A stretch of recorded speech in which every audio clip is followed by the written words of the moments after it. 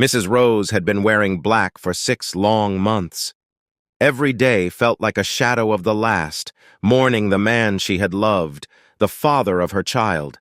But today was different. Today was the day she could finally step out of mourning. The final burial ritual would be held in her late husband's village, and after that, she could finally breathe again. She woke up before the sun, the room still dark and quiet. For a moment, she just lay there, listening to her own heartbeat. It felt heavy, like it was carrying something she couldn't explain. She turned her head and saw her little daughter, Princess, curled up beside her, still deep in sleep. With a deep sigh, she got up and prepared for the journey. It was a long trip, 5 hours by road. She had packed their bags the night before, making sure everything was ready. After taking a quick bath, she gently woke Princess up. "Come on, baby, let's get you cleaned up," she whispered, brushing her fingers through the little girl's curly hair. Princess usually loved bath time, but today she barely said a word. She sat there quietly as her mother washed her, staring off into space. Something about her felt different. By the time they were dressed and ready to leave, Rose could no longer ignore the strange feeling creeping up her spine. She called a taxi and they got in. As they drove toward the park, where they would board the bus, she finally asked, "Princess, are you okay, baby? You've been so quiet since morning." The little girl shifted uncomfortably in her seat. She was just 5 years old, but she was very smart, sometimes even wiser than her age. She hesitated before answering, her small voice barely above a whisper. "Mom, I don't want to travel today. I want to go back home." Rose's heart skipped a beat. She glanced at her daughter in surprise. Just 2 days ago, Princess had been so excited about this trip. She had even packed her favorite doll, saying she wanted to show it to the village kids. But now... "Why, baby?" Rose asked gently, trying not to sound alarmed. Princess fidgeted with her fingers. "I don't know, Mom. I just feel some kind of way." A chill ran down Rose's spine. She couldn't explain it, but something about the way Princess said those words sent a strange shiver through her body.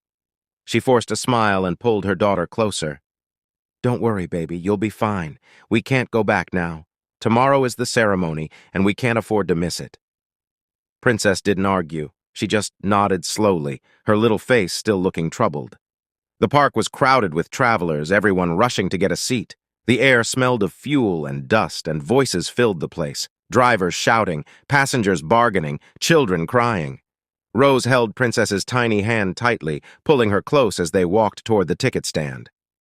"Please, ma'am, the bus is already full," the attendant said, shaking his head. "You'll have to wait for the next one." Rose sighed, disappointment washing over her. If only she had woken up earlier, they would have made it. Now, they had to sit and wait, wasting precious time. She bought their tickets for the next available car and sat on a bench with Princess beside her. The waiting felt endless.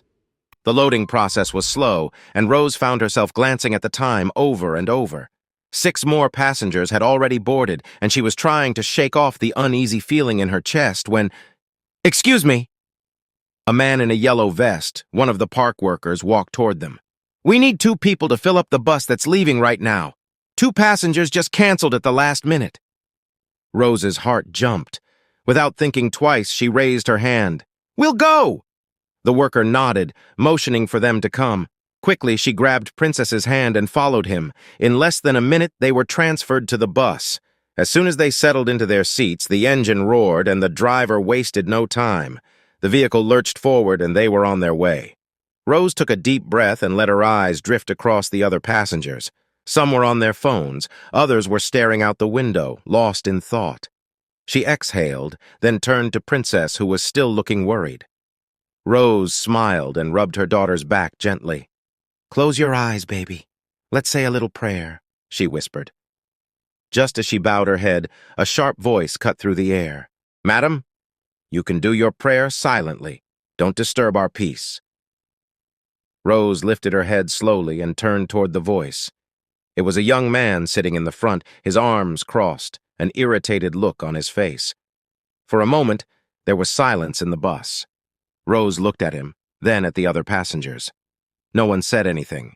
She swallowed and simply bowed her head again, whispering a quick prayer under her breath. But something inside her felt strange. A deep, unsettling feeling she couldn't quite explain. She squeezed Princess's little hand, and Princess squeezed back, her grip tighter than usual. Rose had no idea why, but her heart wouldn't stop pounding. The bus sped down the long, dusty road, shaking slightly as it hit bumps. The driver had picked up speed, and Rose tightened her grip on Princess, her heart uneasy. The journey was only a few hours in, but something about the way the vehicle swayed made her feel uncomfortable. Seated near the window was a young woman named Lucy. She had light skin and was breathtakingly beautiful. Her long hair flowed like silk, and her skin glowed as if kissed by the sun. Every passenger had noticed her. Even those who were deep in conversation or staring out the window had stolen glances at her. Some whispered among themselves. Others simply admired her silently. Time passed, and soon many passengers drifted into sleep. The gentle rocking of the bus, mixed with the cool afternoon air, made it hard to stay awake. Some, however, stayed up, chatting with their seatmates. A few were deep in political discussions, complaining about how bad the government had become. Then, out of nowhere, Lucy wrinkled her nose and let out an annoyed sigh. She waved her hand in front of her face. "Who messed in this car? It smells so bad!" she exclaimed, her voice sharp with irritation. The bus went silent. No one said a word. Passengers exchanged looks, but no one admitted to anything. Lucy sighed dramatically, reached into her handbag, and pulled out a small perfume bottle. With a quick motion, she sprayed it into the air, filling the bus with its strong fragrance. Some passengers coughed softly. Others just blinked and turned away. The scent was thick, overpowering. But Lucy didn't seem to care.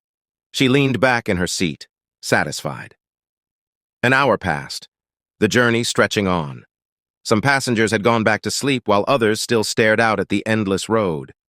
Then, without warning, Lucy brought out her perfume again. This time, she didn't just spray it in the air, she sprayed it all over herself. The scent exploded in the bus, sinking into every corner, clinging to every fabric. At first, no one reacted. But then, something changed. The smell. It was different now. It wasn't just sweet. It was too sweet. Almost too strong. The bus moved fast, cutting through the empty road like a sharp knife. The tires hummed against the asphalt, the engine roaring as the driver pressed harder on the accelerator. Outside, the trees blurred past. But inside the bus, everything was quiet. Too quiet. One by one, the passengers started feeling heavy-eyed. Their heads bobbed slightly, their blinks became slower, and soon half of them were already deep in sleep. It happened too fast. Just minutes ago, some were chatting, laughing, and complaining about the government. Now, they were silent. Princess sat up straight, gripping her mother's arm. She could hear the soft snores, the deep, steady breathing of those around her. Something about it didn't feel right. Her mother, who had been awake just a moment ago, was now slumped in her seat, her head tilted to the side. "Mummy," Princess whispered, shaking her gently. Rose didn't respond. Her breathing was deep, steady, like she had been sleeping for hours. Princess swallowed hard, her tiny fingers tightened around her mother's arm. She looked around the bus. Everyone was asleep now, heads leaning against windows, bodies slouched in uncomfortable positions. Even the man who had earlier been arguing loudly about politics was completely out. Her eyes shifted to Lucy.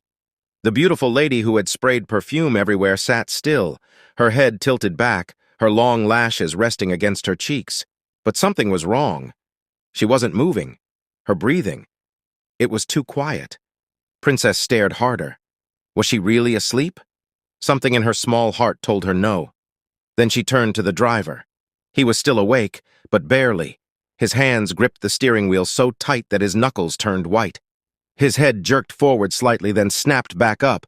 His eyes blinked fast, like he was forcing them open. He was fighting something, fighting sleep. Princess saw it. She felt it. The road stretched ahead, lonely and empty. But in the distance, something huge appeared, two bright lights cutting through the darkness, a big trailer. It was coming straight toward them. The driver shook his head, trying to stay awake. His hands twitched on the wheel, his breathing was uneven, his body swayed slightly. Princess clutched her chest. The lights of the trailer grew brighter, closer. The driver's eyelids drooped, his grip on the wheel loosened, and then... His eyes shut completely. The bus swerved violently. A loud honk blasted through, and Princess screamed, "Jesus!" The impact was like an explosion. Metal crunched, glass shattered. The bus spun wildly, flipping over and over like a toy thrown by an angry child. The sleeping passengers woke up in terror, their screams mixing with the horrifying sound of breaking metal. Some clung to their seats. Others were thrown against the windows. The bus tumbled, rolling again and again, the world turning upside down. Bodies smashed against hard surfaces, blood splattered. Then, with a final, bone-crushing impact, the bus skidded off the road and into the thick bush. The only sound was the crackling of metal, the hiss of steam rising from the wreckage. The bus lay on its side, completely broken. Smoke curled into the sky. Shattered glass sparkled under the dim moonlight. Passengers were scattered across the ground. They lay completely still. Lucy, who did not have even the smallest scratch on her, crawled out of the wreckage with ease. She stood tall, brushing off the dust from her clothes, looking around at the destruction before her. The night air was filled with the smell of burning rubber and blood. Bodies lay scattered around like broken dolls, some twisted in unnatural ways. Some groaned weakly, but most were completely still. Lucy took a deep breath, lifting her face to the sky. And then she smiled. It was not a normal smile. It was wide, almost unnatural, stretching across her face as if she was pleased with what had just happened. Then she began whispering. Strange words. Dark words. Words no one could understand. She raised her hands slightly, her fingers moving in strange motions as she chanted in a low voice. She was making incantations. What she didn't know was that she was being watched. Not far from the road, in a nearby farm, a group of men had been working in their farm. They had heard the loud crash of the accident, the terrifying sound of metal crushing and glass shattering. Alarmed, they grabbed their flashlights and ran toward the scene, pushing through the tall grasses. When they reached the wreckage, their eyes widened in horror. The bus was completely destroyed. Bodies lay everywhere. The sight was sickening. But then, their eyes landed on her, Lucy, standing there unharmed, smiling, whispering. Something about it was not right. One of the men, a tall, muscular farmer, clenched his fists. "What is she doing?" he whispered to the others. Another man, gripping a long stick, narrowed his eyes. "She's not even hurt, but she's smiling?" A cold chill ran through the group. Then, without warning, they charged at her. Lucy gasped as strong hands grabbed her arms, dragging her away from the wreckage. "Who are you?" one man shouted. "Why are you smiling? Tell us what you did," another yelled, shoving her to the ground. Lucy struggled, but the men held her tight. A small crowd had started gathering now. More travelers had stopped on the road, blocked by the fallen trailer. Some had entered the bush to see what had happened, and when they saw the horrific accident, when they saw Lucy, untouched, when they heard that she had been smiling at the scene of death, rage filled them. "She caused this!" someone shouted. "She is not normal!" another voice cried. The men holding Lucy tightened their grip. "Talk!" they demanded. "What did you do?" At first, Lucy kept struggling, but when the beating started, when the pain became unbearable, she broke. Tears streamed down her face as she confessed everything. She told them about the dark kingdom she belonged to. She told them that they needed blood sacrifices to grow stronger. She told them that the perfume she sprayed in the bus was not normal perfume. It was a charm designed to make everyone fall into deep sleep so that the accident could happen easily. Gasps filled the air. Murmurs spread through the crowd. The men holding her clenched their jaws, their eyes darkened with fury. "You killed them all," one of them whispered in disbelief. Lucy trembled, trying to plead for mercy. But it was too late. The crowd turned violent. Fists swung. Kicks landed on her body. Some grabbed stones, throwing them at her as she screamed. She begged for her life. She cried for help, but the people were too angry, too horrified by what she had done. The beatings continued, harder, stronger, until she stopped moving. Lucy stopped breathing. Her lifeless body lay there on the cold ground. Just then, the sound of sirens filled the night. The police and ambulance had arrived. Officers rushed to the scene, trying to calm the furious crowd. Paramedics hurried toward the wrecked bus, checking for survivors. But when they finished their search, Their faces were grim. Everyone had lost their life, except for one person, Mrs. Rose. She lay on the ground, unconscious but alive. A group of men carried the covered bodies toward a waiting police van. Their feet moved slowly, as if the weight of the dead was not just physical, but emotional.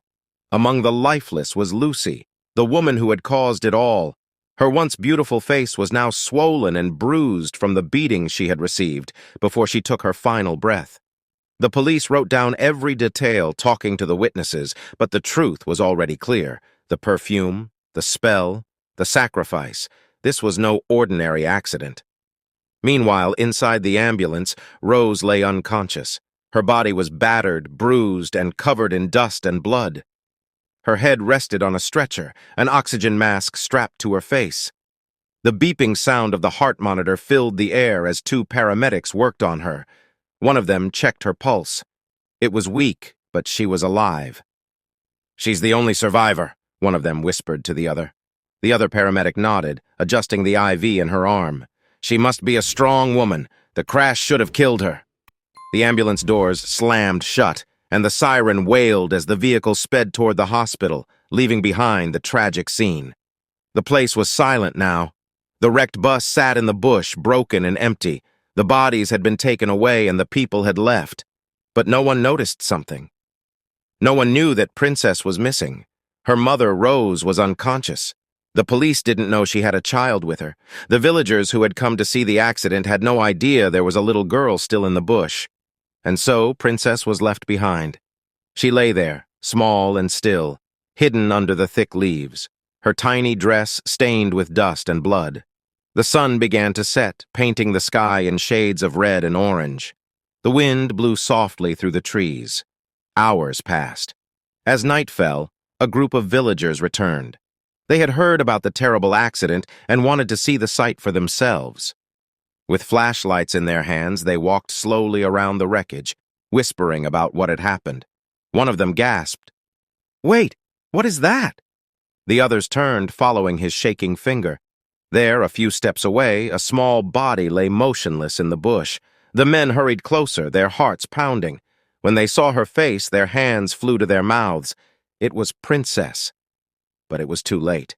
Tears filled their eyes as they lifted her tiny body. The air was heavy with sadness. Someone whispered a prayer. Another wiped his face with trembling hands. She was just a child who had no reason to die like this. Back at the hospital, Rose slowly opened her eyes. Her head ached. Her body felt weak. She could hear the steady beep-beep of the hospital machines around her. Then she remembered. The bus, the crash, the screams. She gasped and tried to sit up. "Princess," she whispered. Her heart started to race. "Where is my daughter?" No one answered. A nurse rushed to her side, gently placing a hand on her shoulder. "Please calm down," she said softly. Rose grabbed the nurse's arm. "Where is my child?" she cried. The nurse hesitated. Then, with sad eyes, she shook her head. And at that moment, Rose's world fell apart. She screamed. A loud, painful scream that echoed through the hospital walls. She clutched her chest, gasping for air. Tears poured down her face as she shook her head in disbelief. "No, no, no, not my baby, not my princess." Her hands trembled as she covered her face, her body shaking with deep, uncontrollable sobs. Nothing mattered anymore. The pain was too much, too heavy, too real. For days, Rose didn't talk to anyone. She didn't eat, she didn't sleep. He just cried. She shared the hospital room with a man, a tall, strong-looking man with kind eyes. At first, she ignored him. She didn't want to talk. She didn't want to listen. She didn't care about anything. But one day, the man spoke. "I lost everything once," he said, his voice calm but filled with pain. "My business, my money, my home. Everything I had was gone in the blink of an eye." Rose turned her face away, not wanting to hear. The man continued. "I thought my life was over. I thought I would never be happy again. But then I started again, from nothing, and slowly God gave me back more than I had lost." Rose swallowed, blinking at the ceiling. For the first time in weeks, she listened, and little by little the man helped her heal. He talked to her, he sat with her, he made her laugh, something she thought she would never do again. Months passed. Rose got stronger. She found a reason to live again. And then something unexpected happened. She fell in love with him. He was gentle, patient. He understood her pain and never rushed her. 2 years later, they got married. On a bright, sunny morning, surrounded by friends and family, Rose wore a white dress and smiled again. Then, another miracle happened. They were blessed with a baby girl. When the nurse placed the little child in her arms, Rose's eyes filled with tears. She looked at the baby's tiny fingers, her soft cheeks, her little lips that moved as she slept, and she whispered, "Princess." That was the name she gave her, a name she would never forget. She never forgot her first princess. She carried the pain in her heart, but she learned to live with it, and for the first time in a long, long time, she